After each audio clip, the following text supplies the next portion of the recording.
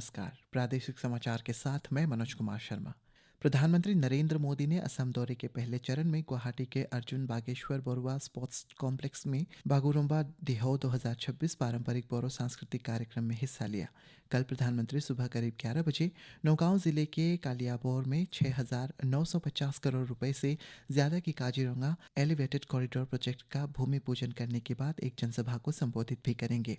इस अवसर पर प्रधानमंत्री 2 नई अमृत भारत एक्सप्रेस ट्रेनों कामाख्या रोहतक अमृत भारत एक्सप्रेस और डिब्रूगढ़ गोमती नगर अमृत भारत एक्सप्रेस को हरी झंडी दिखाएंगे। मुख्यमंत्री पेमा खांडू ने लोअर सियांग जिले के लिकावाली में छठे बोगुम आओ फाउंडेशन जनरल कॉन्फ्रेंस 2026 में आबोतानी के वंशज आतो बोगुम की प्रतिमा बोगुम लिन को अनावरण किया। इस अवसर पर मुख्यमंत्री ने गालो समुदाय से अपने घरों और सार्वजनिक कार्यक्रमों में अपनी मातृभाषा का सक्रिय रूप से उपयोग करने का आग्रह करते हुए कहा कि भाषा हर समाज की नींव है और सांस्कृतिक पहचान एवं मूल्यों को बनाए रखने के लिए एक बेहद जरूरी कड़ी भी है। उप मुख्यमंत्री चाउना मेन ने नामसाई स्थित बीजेपी कार्यालय में मीडिया को विकसित भारत जी रामजी अधिनियम के बारे में जानकारी साझा की। उन्होंने कहा है कि यह अधिनियम जल प्रबंधन, कनेक्टिविटी, कृषि सहायता और आपदा की तैयारियों जैसे क्षेत्रों में टिकाऊ एसेट बनाने की प्राथमिकता देता है, जिससे ग्रामीण समुदाय को लंबे समय तक फायदा होगा। अरुणाचल प्रदेश के सांसद तापुर गांव ने बांग्लादेश के कुछ राजनीतिक हस्तियों एवं समूह द्वारा पूर्वोत्तर को बांटने के दावों पर एक सवाल का जवाब देते हुए उन्होंने कहा कि बांग्लादेश की आर्थिक, राजनीतिक और सामाजिक स्थिति बहुत खराब है और इसलिए जिंदा रहने के लिए वो भारत से पूर्वोत्तर को अलग करने के दावे कर रहे हैं। सांसद ने कहा है कि पूर्वोत्तर में अब हवाई, रेल और सड़क नेटवर्क बहुत अच्छे से जुड़े हुए हैं और बांग्लादेश चाहे बंटवारे के कितने भी सपने देख ले, ये कभी भी मुमकिन नहीं हो सकता। उद्योग और आंतरिक व्यापार संवर्धन विभाग भारत सरकार ने अरुणाचल प्रदेश को एक मजबूत स्टार्टअप इकोसिस्टम विकसित करने के लिए बेस्ट परफॉर्मर का दर्जा दिया है।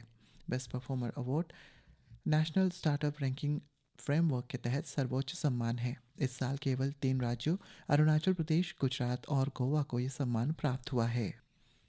अरुणाचल प्रदेश के तवांग जिले में सिला लेक पर जमी हुई बर्फ के टूटने से डूबने वाले केरल के 2 पर्यटकों की लाशें बरामद कर ली गई है। मृतकों की पहचान 26 वर्षीय बी प्रकाश और 24 वर्षीय महादेव के रूप में हुई है। यह हादसा शुक्रवार को हुआ जब 7 लोगों का एक दल घूमते हुए जमी हुई सिला लेक पर चलने लगे और अचानक बर्फ के टूटने से 2 लोग पानी में गिर गए। दूसरे शव को निकालने के लिए आज सुबह रेस्क्यू ऑपरेशन फिर से शुरू किया गया था। राज्य के पर्यटन मंत्री पासांग दोरजी सोना ने शोक संतप्त परिवारों के प्रति संवेदना व्यक्त करते हुए अरुणाचल प्रदेश में आने वाले सभी पर्यटकों से अपील की है कि भविष्य में ऐसी घटनाओं को रोकने के लिए जमी हुई ऊंची झीलों के आसपास या किसी भी अन्य स्थानों पर सुरक्षा सलाह और चेतावनी संकेतों का सख्ती से पालन करें। लोंगडिंग जिले के वाका में मोटरसाइकिल एक्सीडेंट में घायल हुए असम के 2 पर्यटकों में से एक को, जिसे गंभीर चोटें आई थी, emergency pre hospital care 108 team द्वारा बचाव करते हुए समय पर ही इमरजेंसी केयर प्रदान की गई। मरीज की हालत स्थिर होने के बाद उसे आगे के इलाज के लिए सुरक्षित रूप से एएमसी डिब्रूगढ़ हॉस्पिटल में भेज दिया गया है। ईस्ट सियांग उपायुक्त सोनालिका जिवानी ने विभिन्न सरकारी विभागों द्वारा लागू किए जा रहे विकासात्मक एवं आधारभूत संरचनाओं की प्रगति, गुणवत्ता और उसके प्रभाव को जायजा लेने के लिए मासिक जिला स्तरीय निगरानी समिति की बैठक की अध्यक्षता की। बैठक में उपायुक्त ने युवाओं, एसएचजीज, किसानों, कारीगरों एवं शिल्पकारों को सशक्त बनाने के लिए उनके क्षमता निर्माण पर भी जोर दिया। श्री योमी जिले के मेचुका स्थित सरकारी उच्चतर माध्यमिक विद्यालय के छात्रों ने नेशनल इंटीग्रेशन टूर के तहत INS Chennai, INS Sindhuraj, Mumbai naval dockyard, Byculla चिड़ियाघर, फिल्म सिटी और गेटवे ऑफ इंडिया का दौरा किया। इस दौरे से छात्रों को भारत की नौसैनिक शक्ति, चिड़ियाघर के जानवरों को करीब से देखने और फिल्म जगत से जुड़े विभिन्न पहलुओं को जानने का अवसर प्राप्त हुआ।